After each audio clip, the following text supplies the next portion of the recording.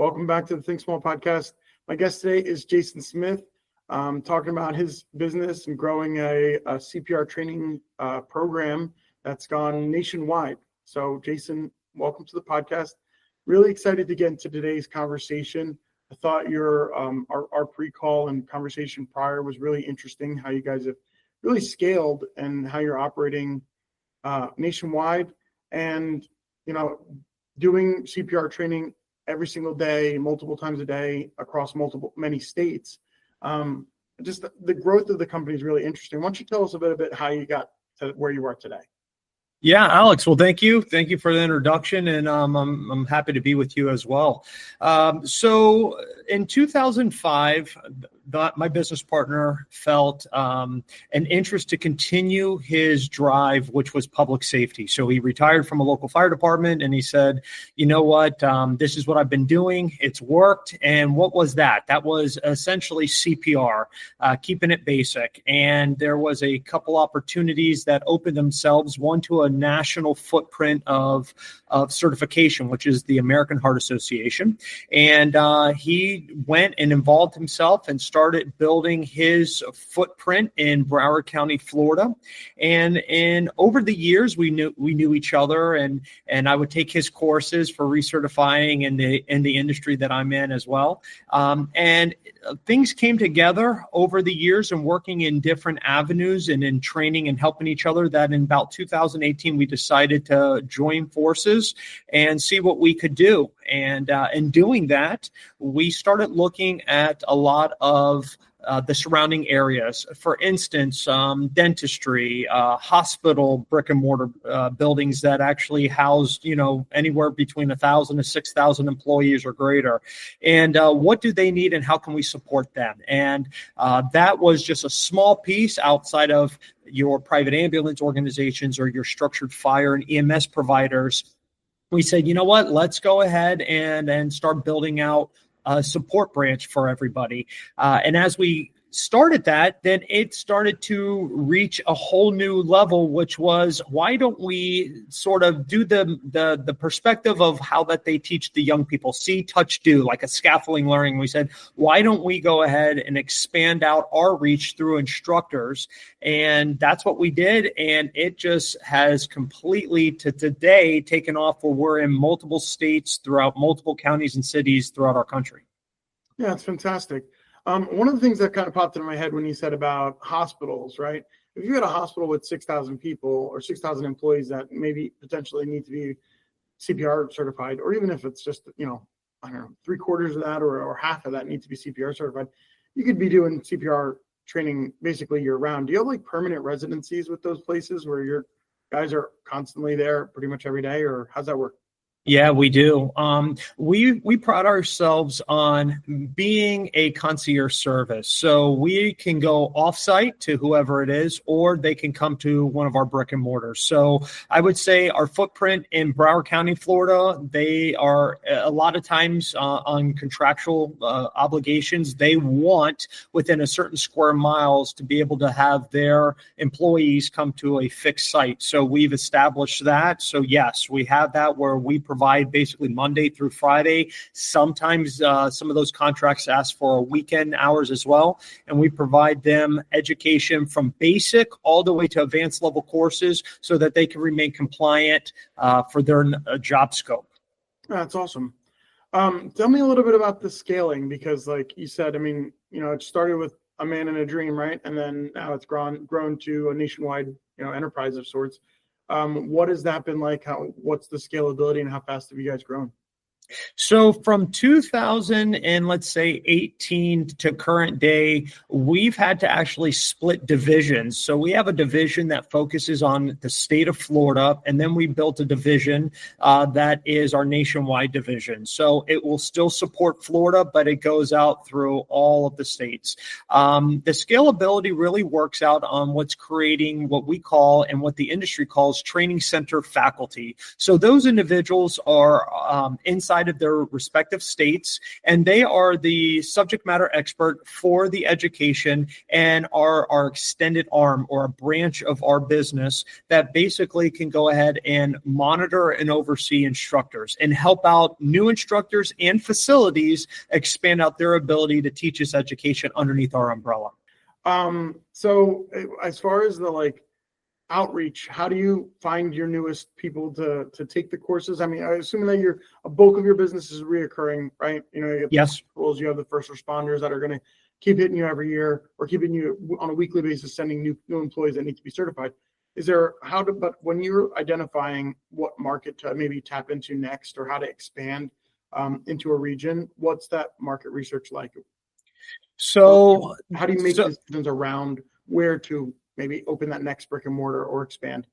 Yeah, so very good question. So there's been two ways. The one way has been it's organic. Since the company has been established since 2005, but essentially a big push since 2018, what we will see is, for instance, I will get inquiries that will come through to say, hey, are you accepting or are you interested in attaining another instructor or training site? So that may come from Detroit, Maine. It could come from California, which we've had, New York, I mean, all over, right? So when that happens, I'm one of the first touch points, a part of the team that says, okay, let me interact with this individual directly and sort of give them all of our platform, very condensed, but what's happening and what would be needed so we can start reviewing, are they a good fit? Are we a good fit? Sort of both ways, right?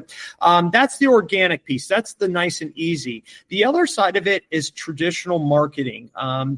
We learned early on that there needs to be marketing dollars placed aside. And with those marketing dollars, which is always hard for any company to let go of, but it's a vital piece in everything that we've recognized that we do. So we have a team that we've brought on. Sometimes they like to be called firms. So we bring in this firm. We sort of tell them what our direction is, what our focus needs to be. And that has been drilled down to a point of not only, hey, we are taking on new training sites in this specific area, and how this specific area may come up is we'll let them do soft touches. The firm will go out. They will see the interest in that type of education and throw like a soft market introductory. So we'll get to see the involvement or the feedback. So we say, okay, listen, the state, for instance, of North Carolina, we're highly interested in. But we notice that depending on in the geographical location inside, it may be too rural and not enough urban interface to go ahead and support us to go ahead and establish some brick and mortar or some training center faculty there. So we'll get that, we'll run the analytics, and then we'll push off and make an introduction into that area. Usually get about 5 to 15, sometimes 30 individuals that will come to the initial. We'll get them certified, we'll get them moving, and we'll be a support to them in that area. And then they expand, they become our feet on the ground, and they march forward and sort of hit those areas, and we help them through our marketing campaigns as well as our own interest to expand in that region. Nice. That's an interesting model for sure. So then there's a significant return on investment for your marketing dollars, which is always what a CEO wants to hear, right? Like that. Right. We allocated dollars towards his marketing, and it was well spent because now we're tapping into that market. It's driving revenue and it's growing the business. That's fantastic. Exactly. What else do you want to share? I mean, about maybe, it's something that's coming down the pike from the next 12 to 24 months that you're really excited about. So one of our biggest campaign movements that we're doing inside of our company is really focusing on AEDs.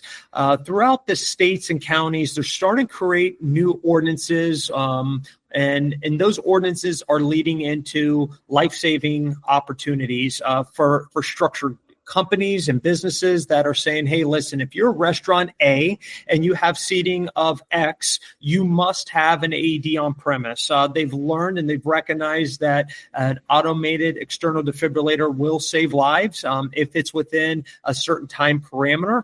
And it's been documented, it's been recognized. And so with that, some of these soft pushes over the years have, maybe you've heard of PulsePoint. It's an app that everybody can be a part of. And the big push, and Seattle's a big state that actually does this, is they want to train everyone in CPR. And the model of training anyone in CPR and adding this component of what they call PulsePoint was that if in the event you had this app and it has push notifications and someone was experiencing a 911 call for cardiac arrest, you were around the corner, you knew CPR, you could get there, hands on the chest, you could save a life. And so that model is now being taken and expanded a little bit with now the AEDs. Now, throughout our country, it's not abnormal to go into a restaurant, into a mall, and find AEDs or have security that has AEDs with them. But a big push for us is to support that national footprint. So even if you're in your home and you were like, you know what, I don't know if an AED is something I can financially grab or touch, or if it's a reality. We want to make that a reality. So we're working with our national providers, our vendors, to be able to get the price points down so that we can go ahead and supply AEDs if someone wanted them in their personal home. But definitely businesses, we want to be able to support that, as well as support the functionality. For instance, you buy something like anything else, and the statement is, if you don't use it, you lose it. So, that goes on so many things. And that's what makes an expert, because they do it day in, day out, that it becomes second nature. So if you buy an AED or if you have CPR training, but you don't need to utilize it until you train again in 2 years, which is the national certification recommendation for renewal, then what we want to do is come alongside with options to be able to say, hey, listen, we've came to your site. We've checked on your AED. It's in compliance. There's nothing expired, because in medicine, everything has an expiration date.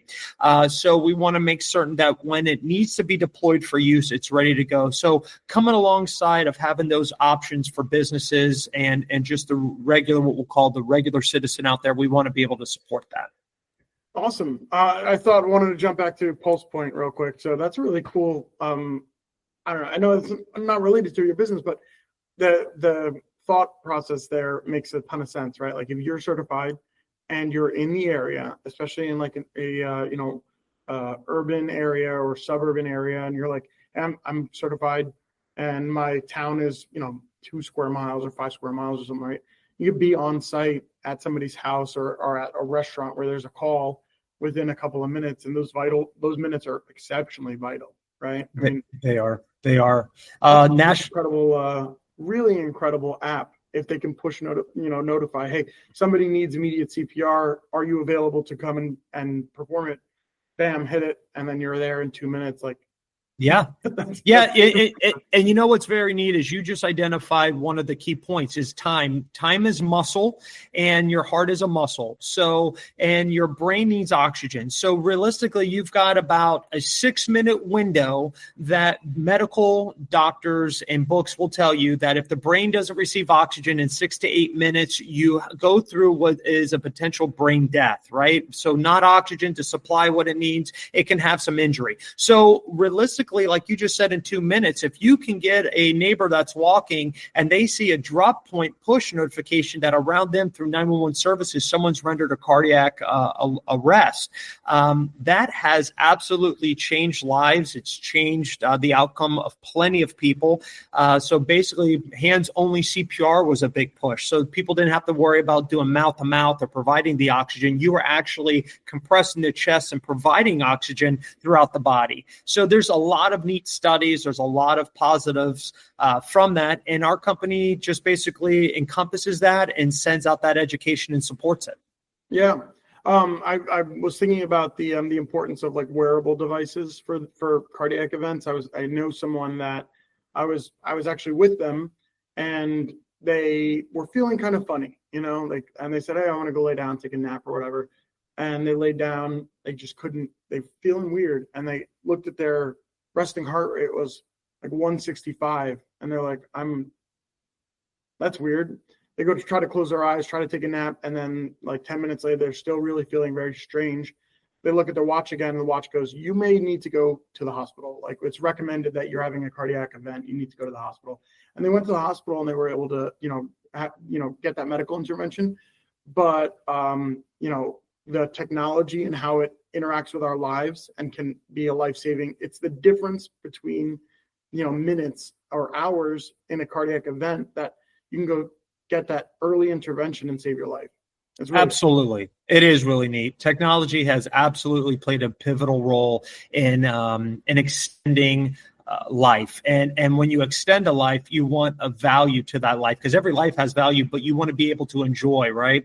And so if in the event you're somebody that does some form of outside involvement, hiking, running, biking, whatever that may be, if your heart goes through too much injury, you may not be able to sustain the same enjoyability when you come out of that. So time is imperative, and technology has allowed us to recognize things early, and then it's just keeping it calibrated. So if you have a watch, you have a device, pay attention to those things and stay up on the updates, because that is important, because things do change and technology will recognize, hey, your heart has changed a different beating pattern or a speed, which they call rate. So yeah, all that is basically come together, and that is the positives on technology, like you just identified. Yeah, it's pretty incredible.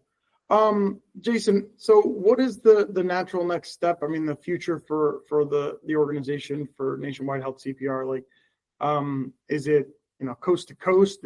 Are you continuing to expand? What are the ultimate goals for you guys? So ultimate would be to continue to have a place in every single state. Some states, because of its populace, we have multiple locations or availability. We would love to be able to have instructors that have their autonomy, that are training upon their available schedule, to our society from, like you said, from West Coast to East Coast. So that ultimately is our objective. That's our desire. That's our company goal, to be able to support that. We have infrastructure built to be able to do that. So now it's just finding the right fit, because not every shoe fits the same way. And when someone comes on board, we want to be able to support them to the fullest. And on the flip side, we want to make certain that the quality that our company has established and ultimately the end goal, which is to save lives, is met. So once that shoe fits perfectly, where we bring them on board, they're part of the family, and that's our hope, to be able to expand out where it's not just a name known, it's a footprint in every city. Yeah, that's fantastic. Do you guys have any conventions or conferences that are coming up that you guys are going to be attending, or is that not your bag? I'm just curious. Oh, very good question. Okay, so we do go to different conferences. Sometimes it depends on what is asked. So, for instance, there may be a vendor conference in Broward County that they may, or Dade County or Palm Beach County, around our square area, where we go to trade shows. But I don't have one that's on the cusp that's going to finish off the rest of this year. We don't have one that we are essentially preparing to attend, but we have in the past attended different what's called the fire chiefs conferences. So for instance, we'll be out there and represent with a booth and show and talk. But a lot of times what we end up doing is just pushing out our marketing concept throughout. So that's usually a pretty consistent. We don't have 1 month that we're not deploying out an instructor course, or reaching out to the community. I think one thing we may do, which is pretty neat, and I like seeing it, is there's some places out there that are doing little short video clips of training, of CPR, and talking about it. And we may get into that in the coming months, maybe in second quarter of 26. So that may be something new that you may see from us, and keeping it fun, keeping it lively. But we recognize that there's a big interest as well for pets, and there is a thing called Pet CPR. We obviously have canines that provide a significant service through our veteran community, through our first responder community, and obviously through a community of special needs. So those animals are part of that grouping's family. So we want to be able to show them, if something happens to your canine pet, how you can assist them. So I think in 26, we're really going to push that piece out as well. Oh, that's really cool. Never heard of that, actually. So Jason, if somebody was listening to the podcast and they wanted to get in touch with you, or figure out how to schedule certification, or has a group that they need to get certified, how would they reach out to you? How do they get in touch? Well, thank you for that. Very easy. It's a long email address, and I'll give a number. But the first the way that you could get a hold of the website is nationwidehealthcpr.com altogether. No underscores, no separation. So nationwidehealthcpr.com. You can also feel free at any time. I would love to hear from any of your viewers or anyone. And all you need to do to email me is Jason, Jason, at nationwidehealthcpr.com. And then you can always reach any one of us, specifically my team, at 954-532-2594. That'll put you into a phone router. And if you hit extension 2, you get myself or the team that would be with us. Now, remember, AI essentially coordinates the initial answering service. But then when you hit the extension, you're getting a live person. You're getting someone with inside of the United States that is on the team, that knows what's going on, and that can connect and help you. Fantastic. Jason, thanks so much for your time today. I really appreciate you being a guest, and you definitely taught me a couple of things that I'm going to take away from this. So thank you for being a guest. Really enjoyed the conversation. Alex, same here. Thank you, and thank your listeners. All right. Take care.